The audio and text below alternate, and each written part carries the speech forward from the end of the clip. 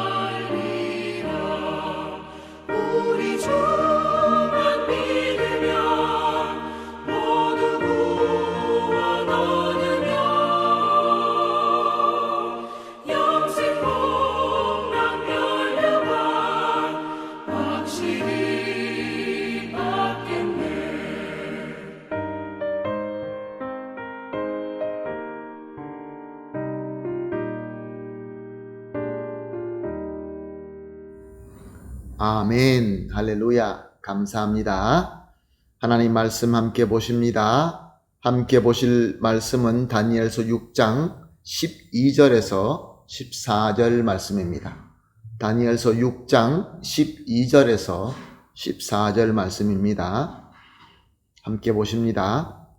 이에 그들이 나아가서 왕의 금령에 관하여 왕께 아뢰되 왕이여, 왕이 이미 금령에 왕의 도장을 찍어서 이제부터 30일 동안에는 누구든지 왕 외에 어떤 신에게나 사람에게 구하면 사자굴에 던져 넣기로 하지 아니하였나이까 하니 왕이 대답하여 이르되 이 일이 확실하니 메대와 바사에 고치지 못하는 규례니라 하는지라.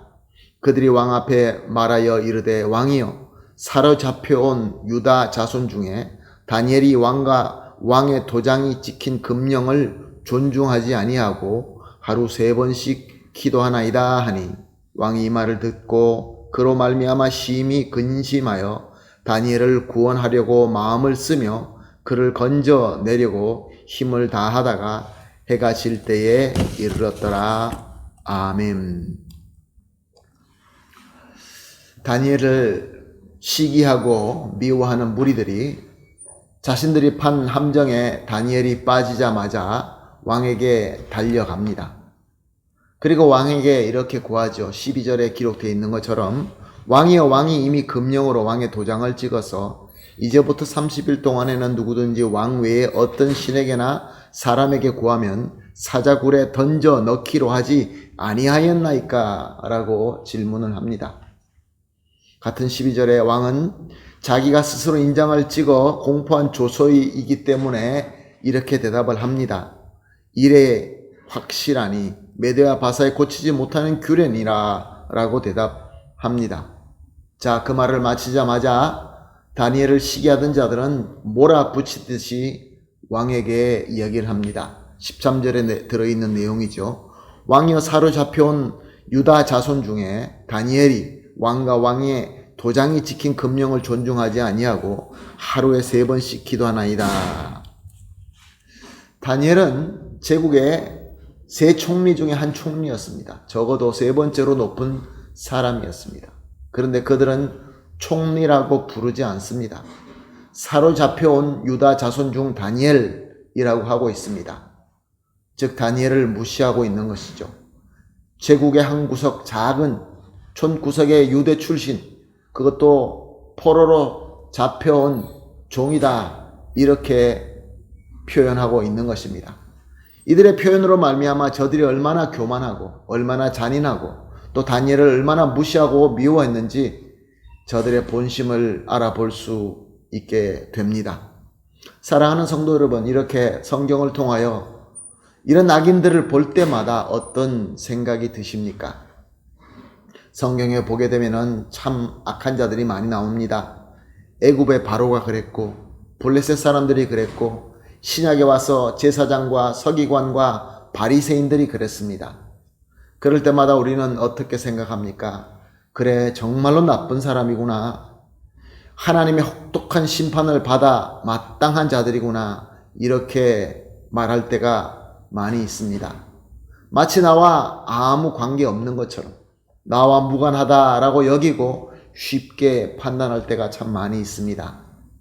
그러나 사랑하는 성도 여러분, 우리가 조금 더 깊게 생각해 보게 되면 절대 그렇지 않다는 것을 알 수 있게 됩니다. 나에게도 역시 마찬가지로, 우리의 전체에게도 마찬가지로 교만과 잔인함과 남을 무시하고 미워하고 분노하는 악한 마음이 있다라는 것을 깨닫게 됩니다. 그 누구나 이런 죄에 빠질 수 있다는 것입니다. 문제는 무엇입니까? 이 죄의 심각함에 대하여 무감각하다라는 것입니다. 우리는 하나님의 은혜로 성도가 된 자입니다. 예수 그리스도의 보혈의 은혜로 말미암아 의롭다라는 칭의를 받고 거룩한 성도가 되었습니다. 그리고 주님의 몸된 교회의 지체가 되어서 하나님의 나라를 세워가는 위대한 사명자인 것입니다. 그런데 그럼에도 불구하고 어떻습니까? 우리 가운데는 누구를 시기하고 미워하고 불의하게 참소하는 것이 없습니까? 우리 가운데도 있습니다. 인정해야 됩니다. 사람들의 출신이나 상황적인 것을 보면서 우리는 스스로 교만해하고 또 무시하기도 하고 차별하기도 하는 것이 우리 가운데 분명히 있습니다. 인정해야 됩니다. 즉 나도 바로나 제사장이나 바리새인들과 같이 다니엘을 참소하는 저 사람들과 같이 사악해 줄 수 있다라는 말씀인 것입니다. 사랑하는 성도 여러분, 그러므로 오늘 말씀을 통하여 우리가 깨달아야 되는 것은 우리는 항상 하나님의 은혜 가운데 거해야만 합니다. 하나님의 은혜 밖에 나가게 되면 우리는 죄를 지을 수밖에 없습니다. 그러므로 하나님의 임재하심 가운데 거하기 위하여 우리는 노력해야 되는 것입니다. 그리고 또한 나아가서 항상 하나님의 영, 성령과 또 말씀을 통하여 우리의 신앙을 점검하며 확인해 보아야 될 필요가 있습니다. 계속 살펴봐야 됩니다. 그리고 내 안에 죄가 있다라는 것을 깨달을 때, 내가 지금 죄 안에 거하고 있다는 것을 아는 순간 즉시 회개하며 주님께로 돌아와야 되는 것입니다. 그러므로 오늘 이렇게 기도하십시다. 첫 번째 우리가 함께 기도할 제목은 항상 주님 안에 거하면서 죄의 시험에 빠지지 않게 하여 주시옵소서. 두 번째로 항상 말씀과 기도로 우리의 신앙을 점검하게 하여 주시옵소서. 마지막으로 죄 안에 있다는 것을 깨달을 때 즉시 회개하고 주님 안으로 돌아올 수 있게 하여 주시옵소서. 이 세 가지 제목을 합심하여 기도한 이후에 개인적으로 기도하시고 오늘 하루를 시작하도록 하겠습니다. 다 같이 기도하겠습니다. 사랑의 하나님 감사합니다. 오늘도 귀한 말씀을 주시고 또 말씀을 통하여 깨달음과 또 새로운 비전을 주시니 감사합니다. 하나님 아버지, 이 시간 겸손하게 인정합니다.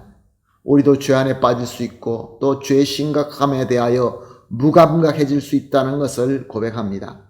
그러므로 항상 주님 안에 거하게 하여 주시옵시고 죄의 시험에 빠지지 말게 하여 주시옵소서. 그리고 항상 말씀과 기도로 우리의 신앙을 점검하면서 죄가 있다는 것을 깨달을 때마다 즉시 회개하고 주님 안으로 돌아올 수 있게 하여 주시옵소서.